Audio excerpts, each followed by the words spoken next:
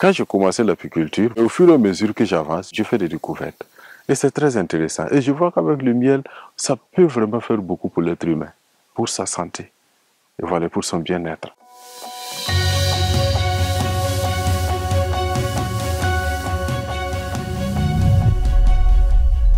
Ce qui m'a amené dans l'apiculture, c'est d'abord mon professeur d'anglais dans les années 96. Quand il venait en classe, il nous donnait le cours d'anglais où il expliquait la question de la production du miel, l'importance de l'abeille. Il était tellement passionné de l'apiculture qu'il nous expliquait ça très bien et on pouvait facilement prendre 1 heure, 2 heures de temps à écouter maintenant les questions de l'apiculture. Petit à petit, moi, ça me captait et je voyais ça très intéressant. Il y a une ferme diocésaine ici. À la création de la ferme, j'ai proposé d'inclure aussi l'apiculture.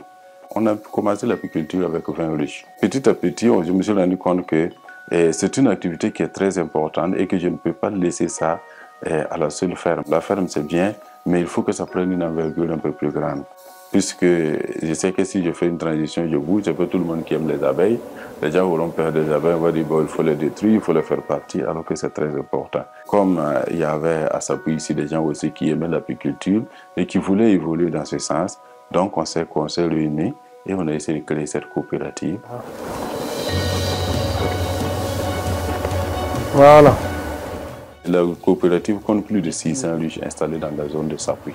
On était dans la production du miel, mais on a vu que c'était mieux aussi de passer à la transformation. Il y a plusieurs producteurs dans la coopérative et c'est quand ils récoltent leur miel et nous réceptionnons cette miel brute pour la transformation.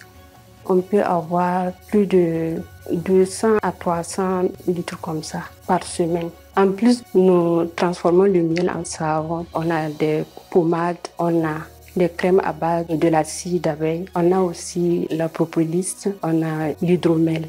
Voilà, il y a beaucoup de tournées. Par exemple, on tient par exemple Zaka, le tomate, ban hankache me ka fatin pam de fa son menga.